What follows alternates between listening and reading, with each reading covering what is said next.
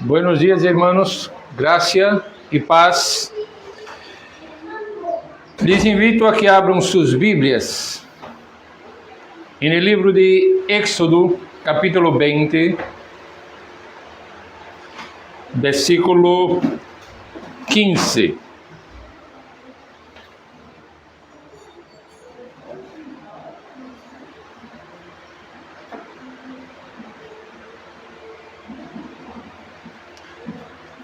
Éxodo 20, versículo 15. Apenas duas palavras aqui. No hurtarás. Lo mesmo aparece em Deuteronômio, capítulo 5, versículo 15.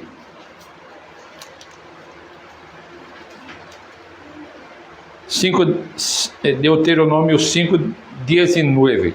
No hurtarás. Aqui hace a exposição também de los 10 mandamentos. Vamos orar. Padre Santo, graças por esta manhã. Graças por permitir-nos venir a la escola dominical para estudar tu palavra. Hoje por la manhã vamos tratar de oitavo mandamento que diz: no hurtarás. Ajuda-nos a compreender o que dizem as Escrituras sobre isso. E ajuda-nos a viver de acordo com as Escrituras, de acordo com o que aprendemos através de tu palavra. Em nome de Jesus. Amém. Quando escutamos o mandamento no hurtarás, muitos pensamos de imediato em roubo evidente, não? Tomar algo que pertence a outra pessoa. E sem dúvida isso está incluído nesse mandamento que acabamos de ler em Éxodo 20, versículo 15 e Deuteronômio 5, 19. Pero a palavra de Deus sempre vai mais allá de la aparência. Hemos visto isto com os 7 mandamentos que hemos estudado hasta agora. E este mandamento não só nos pergunta se alguma vez hemos tomado algo ajeno, nos pergunta também como tratamos o próximo, como usamos o que Deus nos ha dado e que classe de coração estamos cultivando. Vamos a ler o que diz o Evangelho de Marcos, capítulo 7, versículos 21 a 23. Marcos 7, a partir do versículo 21 hasta o versículo de número 23. Marcos 7. Sí.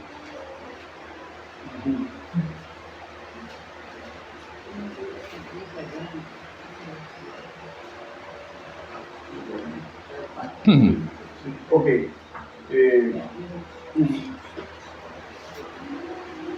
Dice, porque por dentro del corazón de los hombres salen los malos pensamientos, los adulterios, las fornicaciones, los homicidios, los hurtos, las lascivias, las avaricias, las maldades, el engaño, la lascivia, la envidia, la maledicencia, la soberbia, la insensatez. Todas estas maldades de dentro salen y contaminan al hombre. Entonces, Marcos nos dice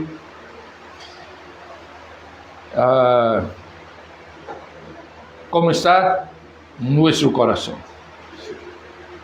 Essas coisas salen del corazón e salen de nuestro corazón porque nosotros estamos afectados por el pecado. Entonces, alimentamos los malos pensamientos, los adulterios, las fornicaciones, los homicidios, los hurtos, las avaricias, las maldades, el engaño, la lascivia, la envidia, la maledicencia, la soberbia, la insensatez. Alimentamos todas essas coisas em nosso coração. Pastor, ayer nos contaba el sobrino de Gloria, uno de los sobrinos de Gloria. Dios le ha permitido, bueno, estudiar, culminar sus estudios y, bueno, tener un buen empleo. Los lugares donde él ha estado siempre ha sido el jefe directo después del gerente y demás. Entonces él nos estaba hablando de una cadena de supermercados que no voy a mencionar el nombre, pero dice que la tendencia de los trabajadores es romper todas las normas de manufactura que hay, precisamente porque es el lugar donde es como la carnicería, el matarife del supermercado. Ellos ahí hacen los cortes y demás. Y dice, me está diciendo anoche casualmente, dice, tío, si yo le digo lo que ellos hacen, usted se va a escandalizar. Y dice, comen mientras están cortando. No usan redecilla ni para la barba ni para el cabello. Cuando le da la gana, se ponen la bata. Entonces yo le digo, oye, y no tienen gel para sanitizar. ¿Qué va, tío? Entonces dice que él ha tenido que como que ser fastidioso en eso, ¿no?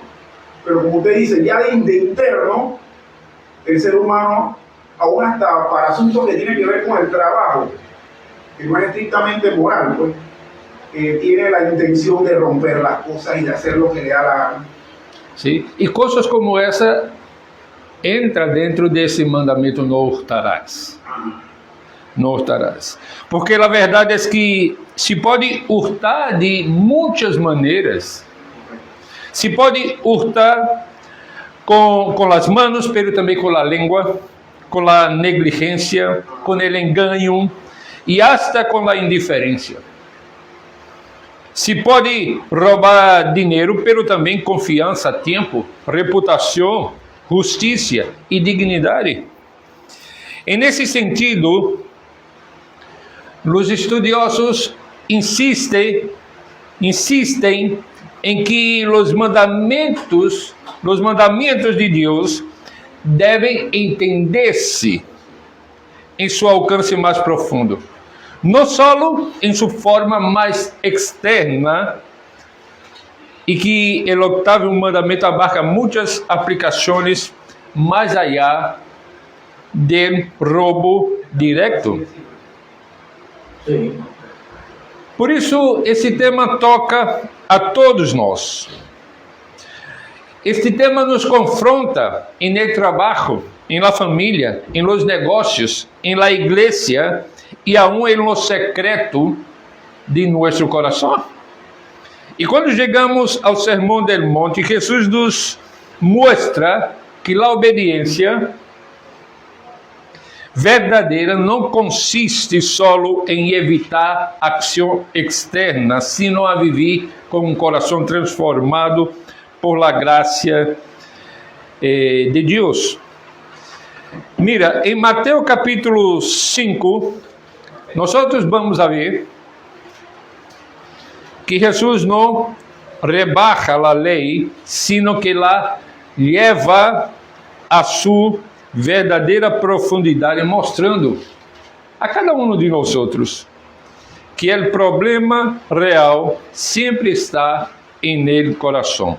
Vamos a ler Mateus capítulo 5, versículos a partir de 17 hasta 20. Eu vou ler para vocês. Não penseis que he venido para abrogar a lei ou os profetas. Não he venido para abrogar, sino para cumprir. Porque de cierto os digo que hasta que pasen el cielo y la tierra, ni una jota ni una tilde pasará de la ley hasta que todo se haya cumplido. De maneira que qualquer que quebrante uno de estes mandamentos muito pequenos e assim ensine a los hombres, muito pequeno será chamado en el reino de los cielos. Mas qualquer que los haga e los ensine, esse será chamado grande en el reino de los cielos. Porque os digo que se vuestra justiça não for maior que la de los escribas e fariseus, não entrareis en el reino de los cielos. Aqui vemos que Jesus não viene para menospreciar a lei moral estabelecida no Antigo Testamento. Vino para cumprir, para levar esta lei a sua verdadeira profundidade, mostrando a realidade do coração humano.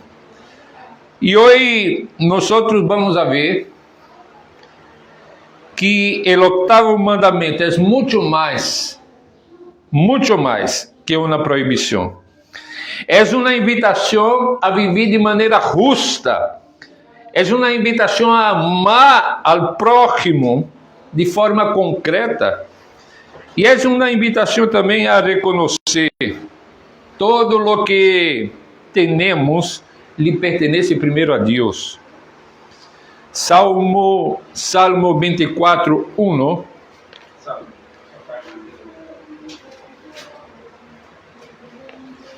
O salmista nos disse exatamente isso. Que tudo pertence a Deus. 24, 1.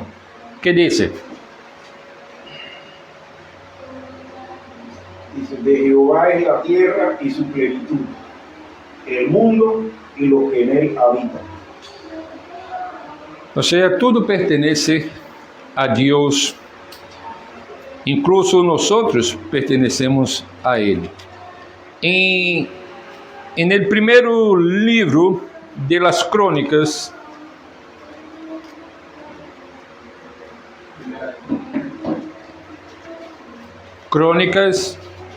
capítulo 29,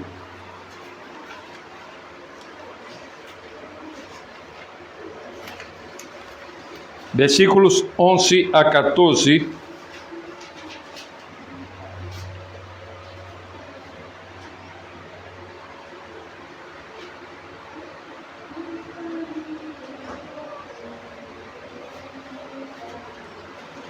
al 14. sim, diz: Tuya és, ó Jeová, la magnificência e el poder, la glória, la vitória e el honor, porque todas as coisas que estão em los cielos e em la tierra são tuyas.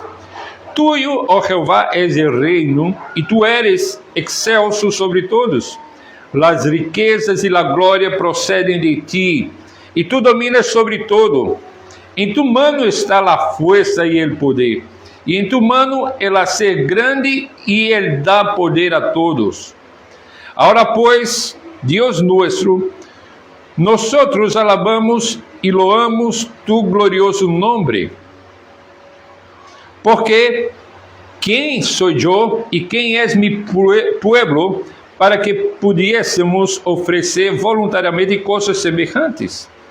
Pues todo es tuyo, y de lo recebido de tu mano te damos. Estes dois versículos, tanto em Crônicas como em Salmos, apenas los menciono aqui para recordar-nos de que tudo pertence primeiro a Deus. Então, se rompemos com este mandamento, estamos ofendendo primeiramente a Deus, antes que a la persona em que se pueda dañar. Agora, quero ver inicialmente com vocês o sentido básico desse mandamento. Não hurtarás proíbe tomar o que pertence a outra pessoa sem seu consentimento. Esse é o entendimento básico. Agora, em Israel, esse mandamento protegia a ordem social, a estabilidade das famílias, o respeito por os bens ajenos, e não era considerado como um mandamento menor. Deus estava ensinando a seu povo, através desse mandamento, que a convivência justa requer limites morais claros. Assim como vamos a ver em Éxodo, capítulo 22, de 1 a 4. Éxodo 22, de 1 a 4. Que diz o texto?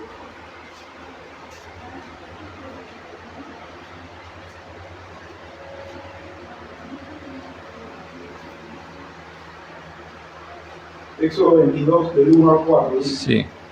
Cuando alguno hurtare buey u oveja y lo degollare o vendiere, por aquel buey pagará 5 bueyes y por aquella oveja 4 ovejas.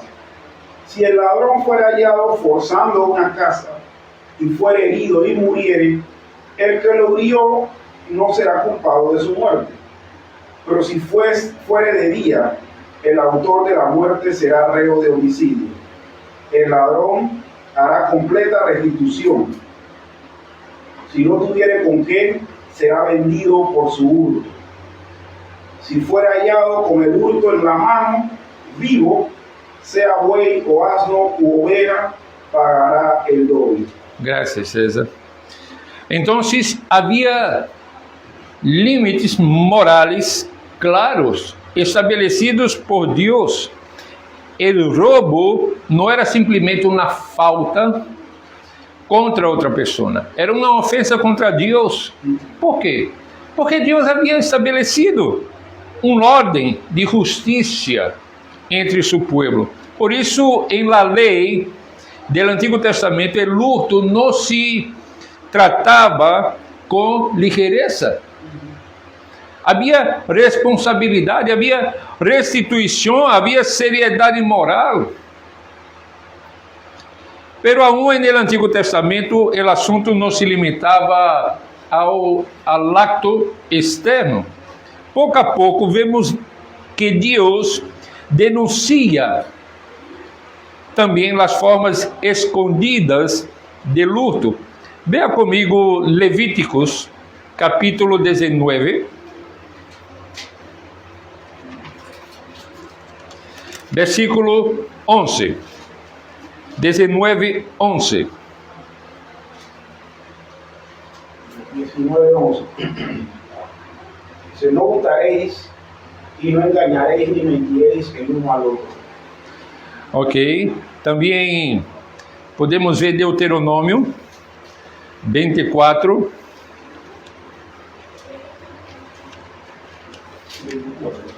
De 14 e 15.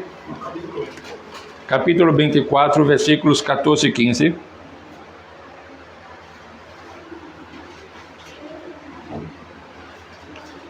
Eu vou a ler. Não oprimirás al jornaleiro pobre e menesteroso, já seja de tus hermanos ou de los estrangeiros que habitam em tu tierra, dentro de tus ciudades. Em su dia a dia lhe darás su jornal, e não se pondrá el sol sin dárselo, pois és pobre e com ele sustenta sua vida, para que não clame contra ti a Jeová e seja em ti pecado.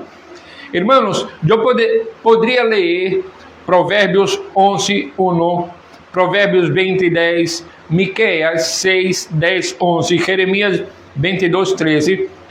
Todos apresentam esta denúncia de las formas escondidas de luto, las balanças falsas, los salarios retenidos, el fraude, la opresión del pobre, el abuso del débil. Todos esos en el Antiguo Testamento son formas de quebrar o de romper con el octavo mandamiento.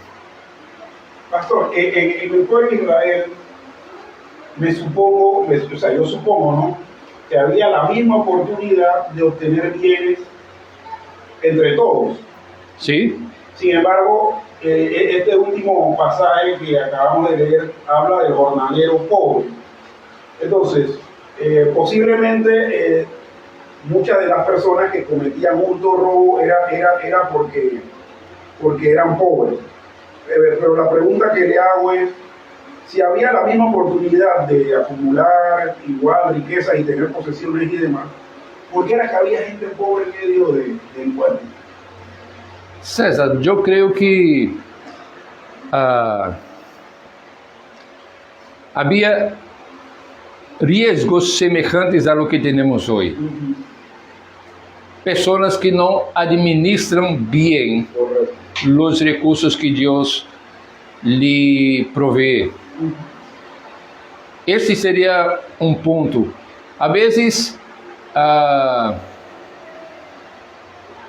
qualquer que seja o problema, por exemplo, se uno em aqueles dias, por não administrar bem,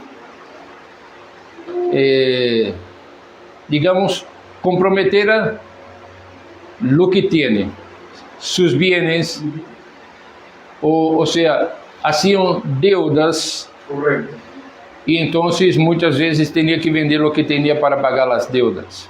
Então, há possibilidade de que essas coisas ocorreram, aunque, mira, Deus havia dado uma terra para eles, uma propriedade privada, digamos. E todos teriam a possibilidade de prosperar.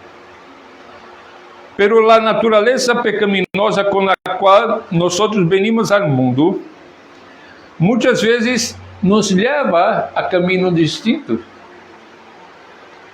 E a mesma oportunidade que um tem, o outro acaba tomando direções distintas e para lejos de lo que Deus havia estabelecido. Então, por lo mínimo, eu penso que havia os riscos que nós enfrentamos hoje. A mala administração de los recursos que Deus nos ha dado. Agora bem, os catecismos de Westminster resumem bem esta amplitude de esse mandamento: não adultera, não hurtarás. E eu vou ler aqui para que aqui eu tenho de maneira resumida. E aqui eu tenho completo. Então, o Catecismo Maior de Westminster, em la pergunta 141, diz: quais são os deveres que exigem en el octavo mandamiento? Los deberes que se exigen en el octavo mandamiento son la verdad, la fidelidad y justicia en los contratos y comercio entre las personas. Pagar a cada uno lo que se le adeuda. La devolución de los bienes que se le hayan subtraído a los verdaderos dueños. Dar e prestar livremente segundo nossas possibilidades e segundo as necessidades de los demás. La moderação em nossos juízos, vontade e desejo respecto a los bienes materiales, el cuidado e estudio prudente para obtener, conservar, usar, disponer de las coisas que são necessárias e convenientes para o sustento de nossa natureza e apropriados às nossas condições. Um chamado legítimo e diligência em ele, a frugalidade, evitando pleitos e fianças innecessárias e outros compromissos semelhantes. E, finalmente, o esforço por todos os meios justos e legítimos para procurar, preservar e promover a riqueza e o estado exterior de los demás e el nosso próprio. Agora, a pergunta 142 diz: quais são os pecados que se proíbem no octavo mandamento? Os pecados que se proíbem no octavo mandamento, además de descuido de los deveres exigidos, são o roubo, assalto, estafa e el receber qualquer coisa que haya sido roubada, los negócios fraudulentos, pesas e medidas falsas, cambiar los lindeiros, injustiças e infidelidade em los contratos entre pessoas ou em coisas depositadas, la opressão, extorsão, usura, coimas, derrame em los pleitos, incursões, despoblamentos injustos, el engrossar las ganancias para aumentar el precio, las ocupações ilegítimas e todos os demais meios injustos e ilegítimos de tomar ou retener de nosso prójimo lo que lhe pertenece, ou para enriquecer-nos a nós mesmos. E ademais sigue las envidias, prêmios desordenados que afectam los bienes terrenales, las preocupações e estudos sospechosos e detractores em quanto a obter e conservar e usá-los, ele envidiar a propriedade de los demais, envidiar a ociosidade, a prodigalidade e juegos costosos, e finalmente todos os demais meios por los quais provoquemos prejuízo indebido a nosso próprio estado externo e el defraudar-nos a nós mesmos del devido uso e comodidade de aquele estado que Deus nos ha dado. Então, temos aqui uma ampla visão de lo que seria romper este octavo mandamento. Ou seja, em lo que vimos aqui, no catecismo, já estamos vendo uma perspectiva mais histórica da igreja, como os teólogos lo interpretaram.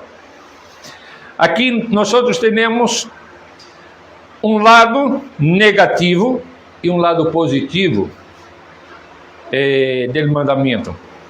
O lado negativo é que o mandamento proíbe o roubo, o fraude, a corrupção e toda forma de abuso.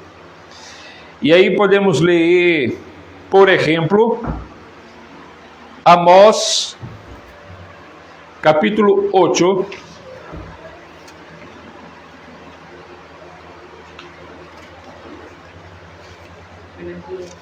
Buenos dias.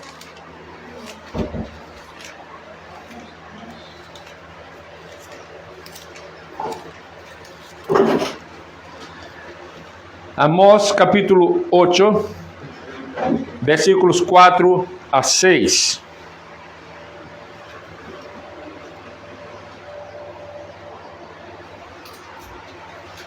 Amós 8, de 4 a 6. 4 a 6.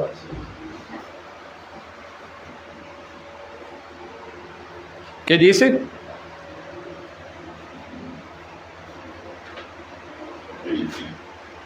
Oíd esto, lo que explotáis a los menesterosos y arruináis a los pobres de la tierra, diciendo: ¿cuándo pasará el mes y venderemos el trigo y la semana y abriremos los graneros del pan y achicaremos la medida y subiremos el precio y falsearemos con engaño la balanza para comprar los pobres por dinero y los necesitados por un par de zapatos, y venderemos los desechos del trigo?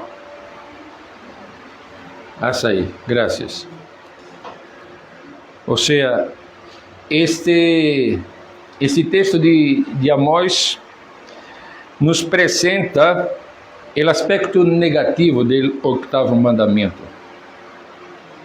que é a proibição de roubo, fraude, corrupção e toda forma de abuso, como vimos na leitura do Catecismo Maior de Westminster.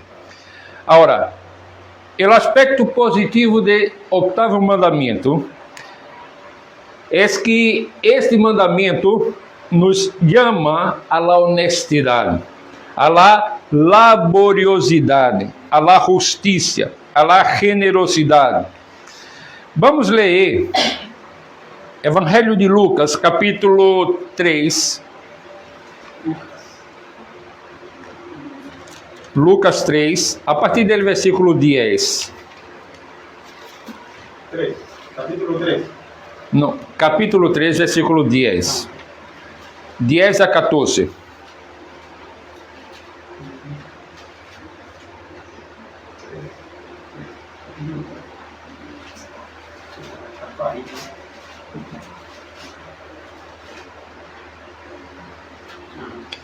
Estes versos estão no contexto da predicação de João Bautista,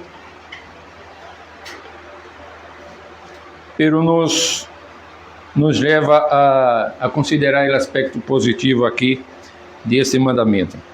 Versículo 10 diz: E a gente lhe perguntava dizendo: Então, que haremos? E respondendo, lhes dijo: El que tiene 2 túnicas, dê al que não tiene, e el que tiene que comer, haga lo mismo. Vieram também uns publicanos para ser bautizados e lhe dijeron: Maestro, que haremos? Ele lhes dijo: No exijais mais de lo que os está ordenado. Também lhe perguntaram uns soldados, dizendo: E nosotros, que haremos? E lhes dijo: Não hagais extorsão a nadie, nem calumnieis, e contentaos com vuestro soldo. Salário. Com vuestro salário. Então,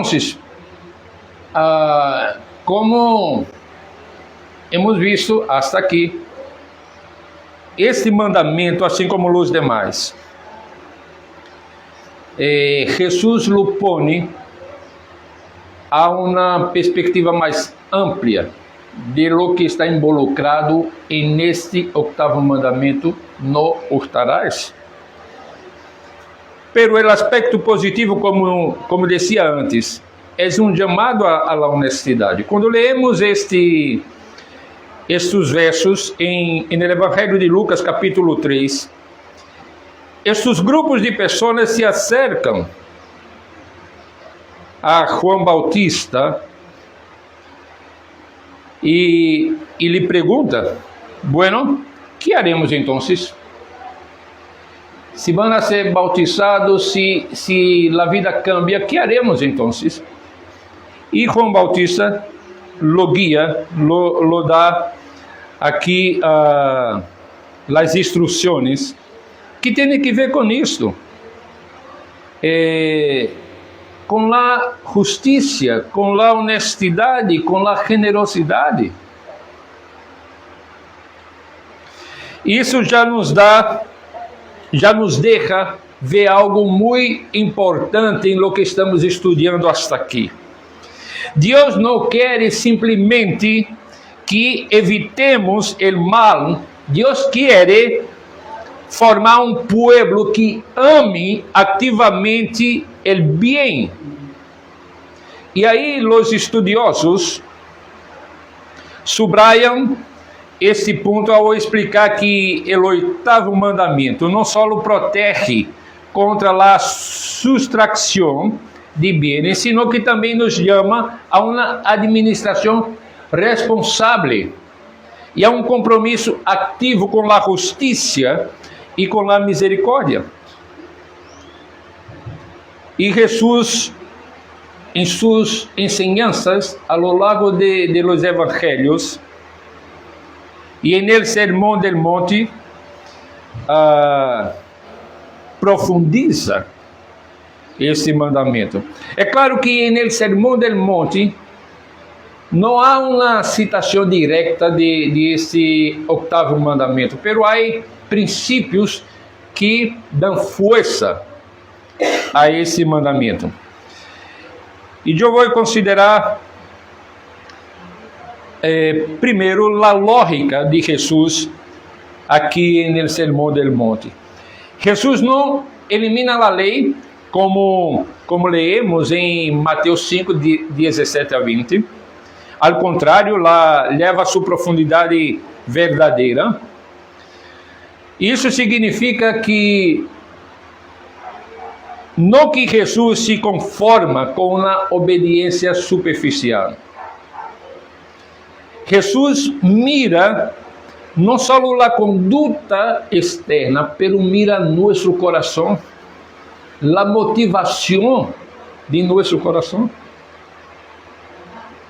Não basta com dizer, eu nunca he roubado fisicamente.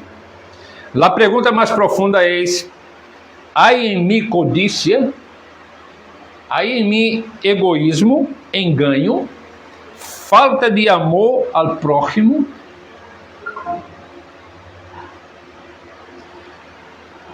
Um dos comentaristas desse texto, Martin Lloyd-Jones, um predicador inglês, insiste precisamente nisso. A grande preocupação de Jesus no Sermão del Monte é desenmascarar uma religiosidade exterior e levar-nos à verdadeira condição espiritual do coração. Levar-nos a mirar nosso coração e ver como realmente é.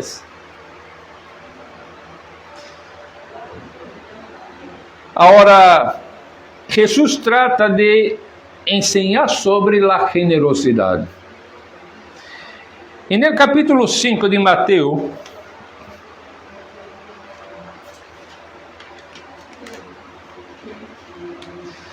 versículo 38 a 42,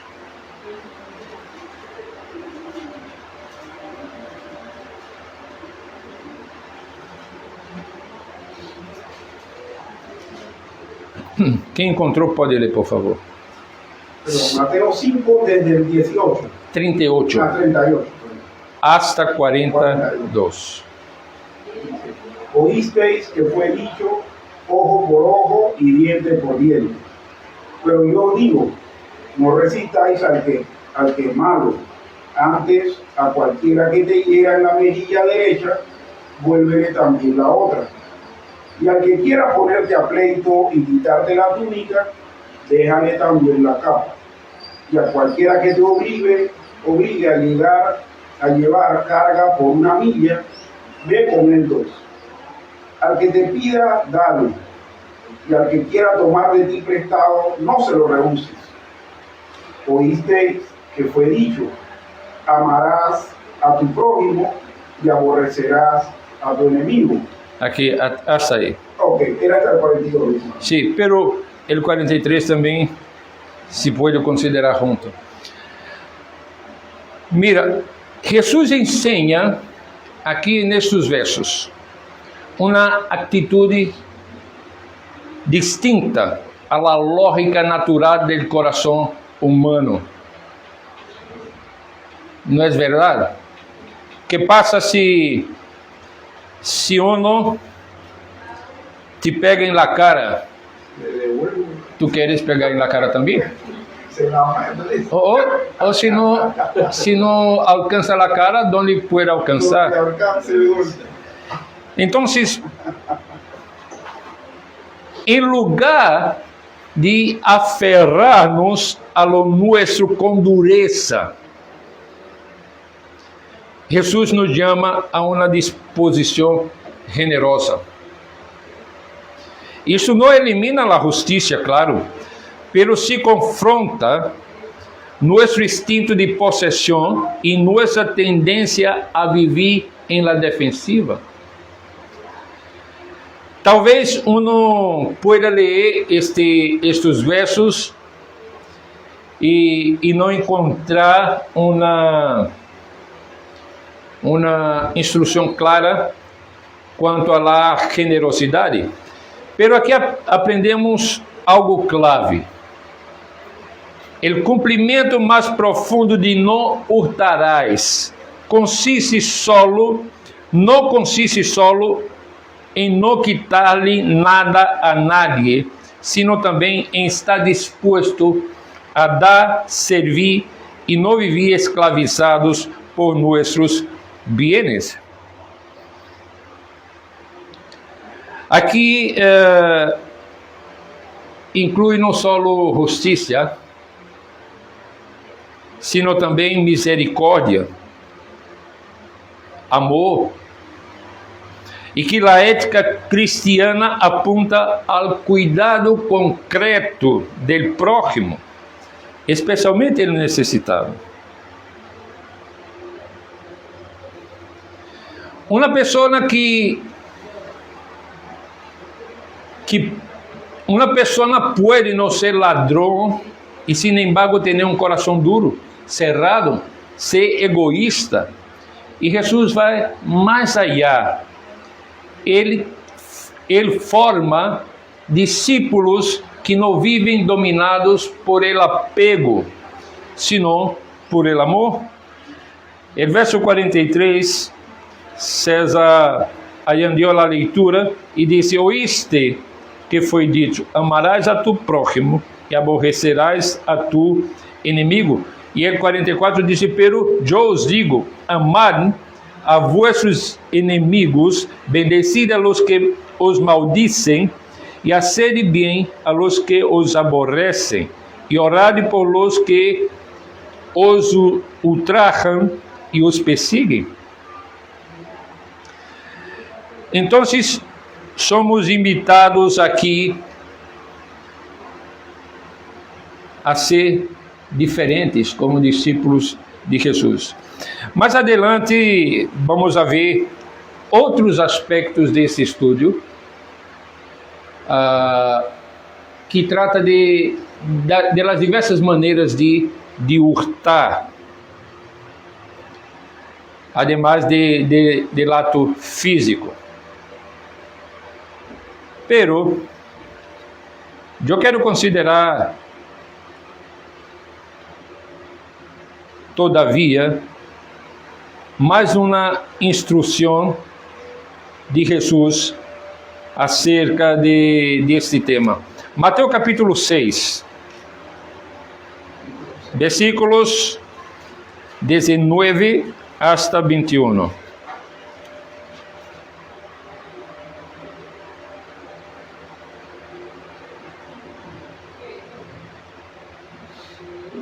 No hagáis tesoros en la tierra, donde la polilla y el orín corrompen y donde los ladrones minan y hurtan, sino haceos tesoros en el cielo, donde ni la polilla ni el orín corrompen y donde ladrones no minan ni hurtan. Porque donde esté vuestro tesoro, ahí estará también vuestro corazón.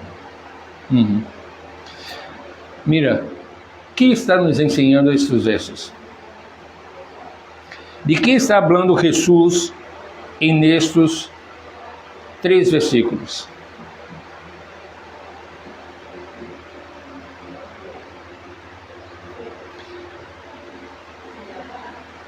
Jesus está falando, hermanos, do peligro de acumular tesouros em la tierra, como se aí estuviera a seguridade final de la vida. Jesus não está sendo contra ter recursos, não é contra o dinheiro em si. Contra a codicia. Sim, contra a codícia, contra poner em la riqueza sua esperança final. Assim como muitos põem em la política sua esperança final, em la educação sua esperança final. Não, a esperança final do ser humano deve estar em Jesus Cristo. Então, aqui, Jesus habla de esse perigo, de poner a seguridade final de la vida em los tesouros que se pode acumular em la tierra. Y cuando el dinero se vuelve un ídolo, la conciencia empieza a ceder. Muchas veces, hermanos, el robo, el fraude, la injusticia, nace de una relación desordenada con las riquezas. Lo que antes parecía pecado, ahora se justifica. Lo que antes se veía como desonesto, ahora se llama oportunidade. Pero Jesús dice, porque donde esté vuestro tesouro, aí estará também vuestro coração. O problema não é solo o acto de hurtar. O problema é que ama o coração. Se o coração ama mais as riquezas que a Deus, ¿qué vai passar? Va a buscar la manera de obtener más, ya sea genuinamente o de manera incorrecta. Sí. E además disso, eu diria que tarde ou temprano, essa idolatria se reflejará em la maneira de tratar o prójimo. Agora, solo para avançar um pouquinho mais, apenas para apresentar-lhes algumas maneiras donde se manifesta, como se manifesta esse mandamento de não hurtarás. Algumas outras maneiras de hurtar. Vou apenas mencionar-lhes porque vamos tratar em detalhe na próxima semana. Fraude e engano comercial. Quando alguém vende ocultando defeitos, firma contratos com a intenção de enganar, manipula informação ou se aproveita da necessidade de outro, está hurtando. Podemos ver Levítico 19, 11, Provérbios 20, 14, Miqueias 6, 10 e 11. Roubo de tempo. Também se hurta quando uma pessoa recebe um salário, pero não cumpre responsavelmente com seu dever. Isso vale para o trabalho, para os estudos, para as responsabilidades diárias. A negligência persistente pode convertir-se em uma forma de injustiça, difamação e roubo de reputação. Às vezes não roubamos bens materiais, pero sim danhamos em nome de outra pessoa. E quando difundimos rumores, exageramos errores e falamos com ligeireza sobre outros, estamos quitando algo valioso que a pessoa tem em sua reputação. Privação de justiça. Se hurta também quando se nega ao débil lo que lhe corresponde. Um empregador injusto, uma autoridade corrupta ou alguém que se aproveita dele que não pode defender se está violando o espírito desse mandamento também. Roubo intelectual. Em nosso tempo, esse ponto é muito importante. Copiar sem citar, apropriar-se do trabalho de outros, plagiar como própria uma ideia ajena também é uma forma de hurto. Irmãos, aqui só para mencionar alguns. Negligência em nossas responsabilidades. Por exemplo, um padre que não cuida de seu hogar, um líder que não serve com fidelidade a Deus, ou uma pessoa que evade sistematicamente seus deveres, termina prejudicando a outros. E assim poderíamos considerar que, de hecho, no hurtarás implica muito mais do que simplesmente o acto de sustrair de uma pessoa sem su permiso. Todos los delitos contra el patrimonio. Sí, exato. Tudo isso. En el estudio, de los autores que eu utilizo, John Frame, passa capítulo largo de seu livro sobre a doutrina da vida cristiana, tratando de la propriedade privada. E com as bases bíblicas e uma exégesis muito boa de los textos bíblicos para poder explicar e orientar a los hermanos. Buenos días. El Código Penal establece así que delitos contra el patrimonio, robo, hurto, estafa, apropiación indebida, usurpación. Sí. Todo eso son. Sí. Mencionamos Ana, estes aspectos na leitura do Catecismo Maior, na pergunta 141 e 142, como que os teólogos, ao longo da história, comprovam que o mandamento é muito mais do que solamente quitar. Pero este teólogo John Frame também tem capítulo específico sobre a pobreza. E uma das coisas que habla de,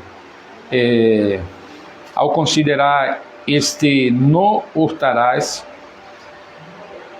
é o cuidado com o pobre, com o débil, com aquele que não tem como defender-se por si mesmo. E vivimos em mundo onde a justiça, quem tem dinheiro e influência, recebe tipo de justiça. O que não tem dinheiro nem influência, recebe outro tipo de justiça. Então, como cristianos, hasta a indiferença a estas coisas já seria uma ofensa a Deus, que estabeleceu a justiça, estabeleceu a maneira como se deve viver em sociedade, estabeleceu as autoridades. Então, quando somos indiferentes a essas coisas, estamos sendo indiferentes àquele que estabeleceu essas coisas. E aqui está o ponto de que não estou dizendo que, como povo de Deus, devemos seguir cegamente as autoridades. Não. Devemos saber, e vamos ver isso na predicação de hoje. Devemos saber quando obedecer e quando obedecer a Deus ao invés de la autoridade. Pastor, ahora que usted dice eso, me causa como un escalofrío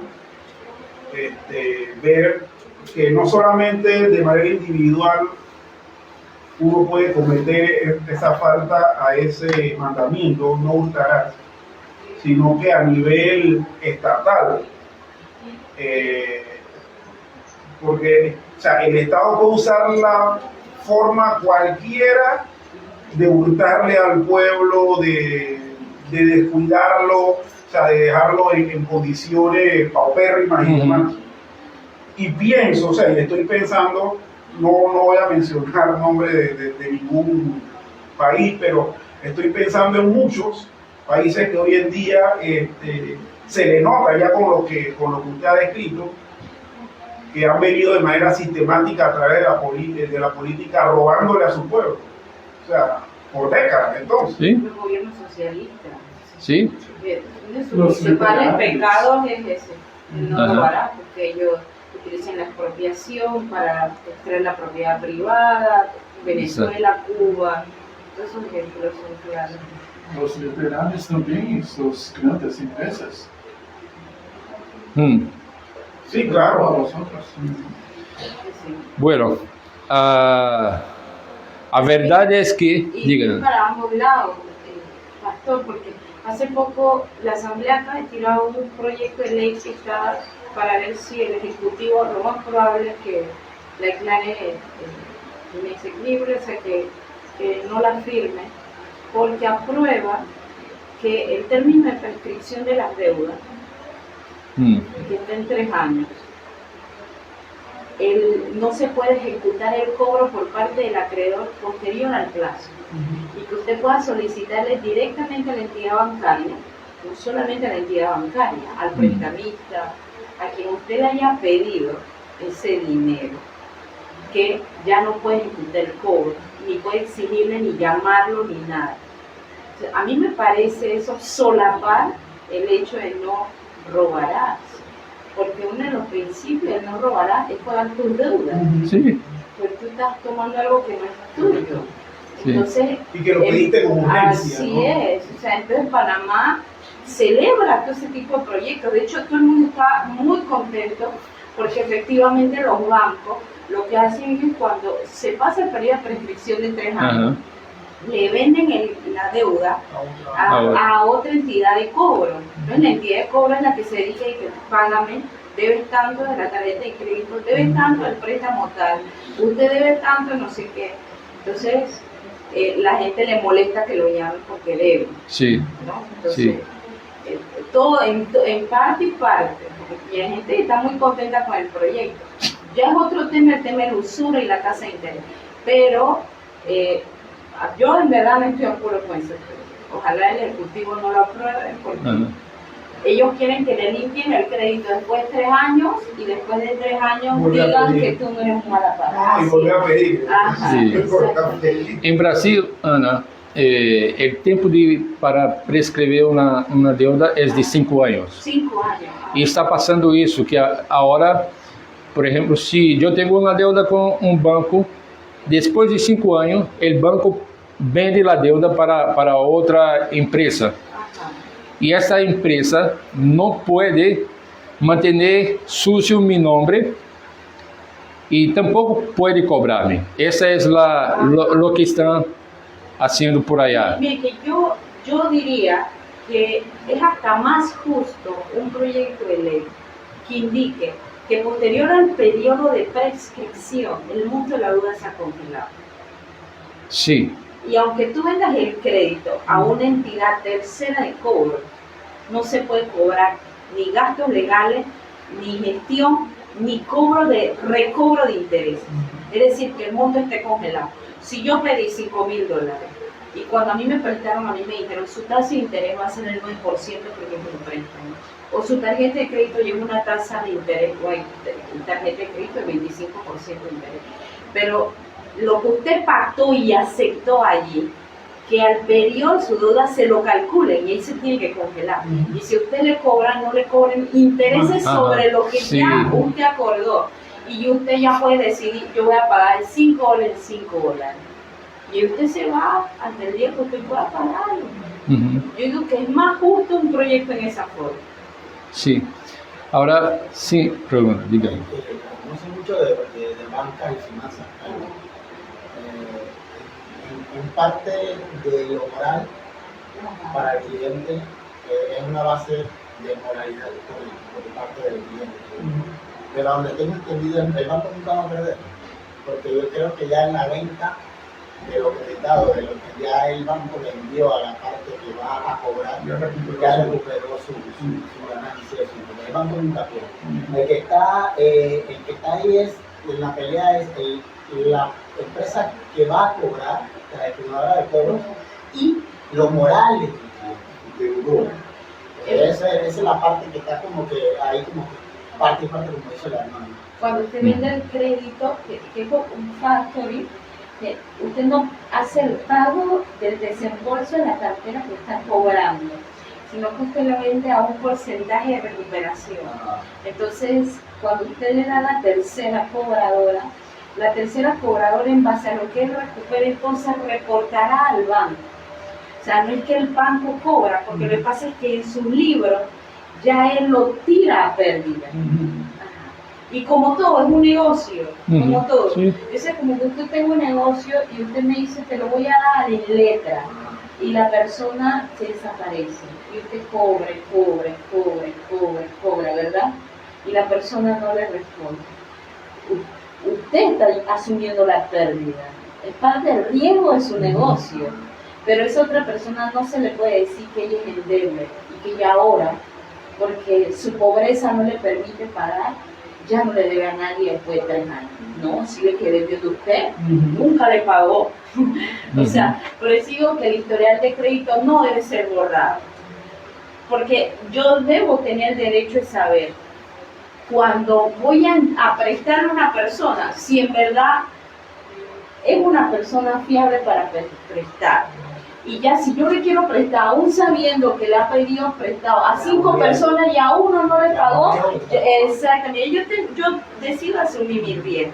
Pero no, la pelea aquí es que quiero que se borre el historial. Sí, y mira, Los pecados, así Igual es. sigue siendo un pecado. Sí, claro. Así es. Sí. El pecado no prescribe. sí, mira. Con esa base se sigue. Quando hacemos todos esses comentários, isso refleja quão danhado por el pecado está a sociedade de maneira general.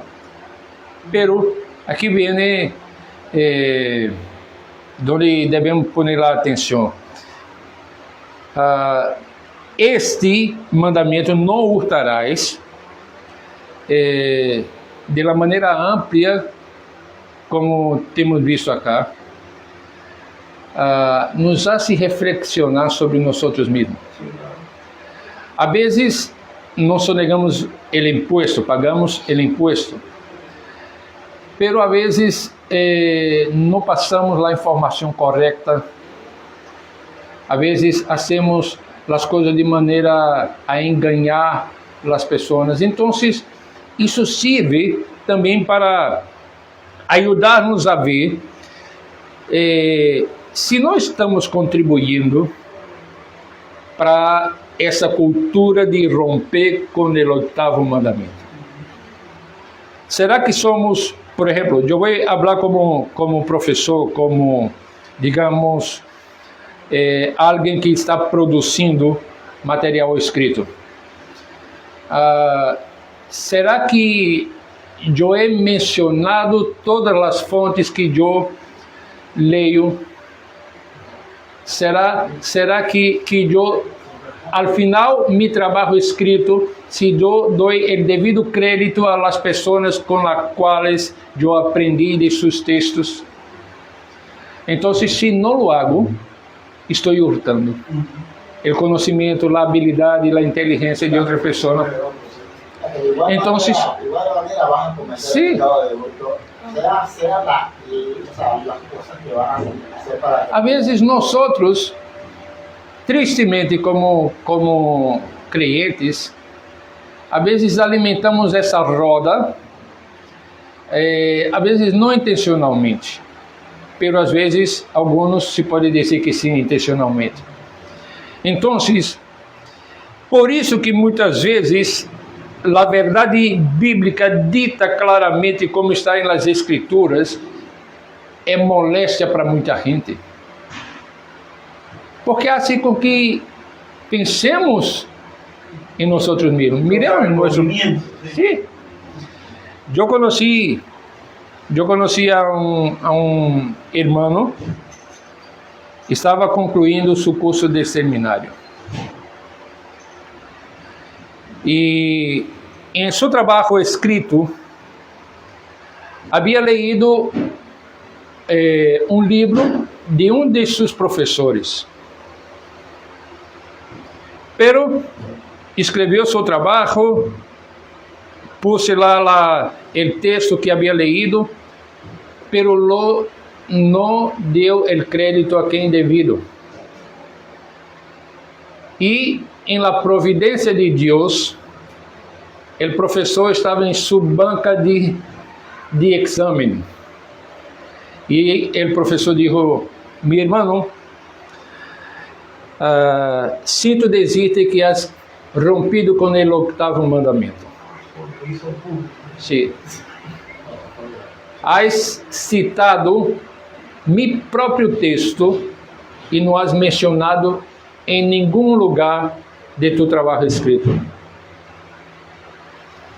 Então, esse irmão não pudo ser aprovado.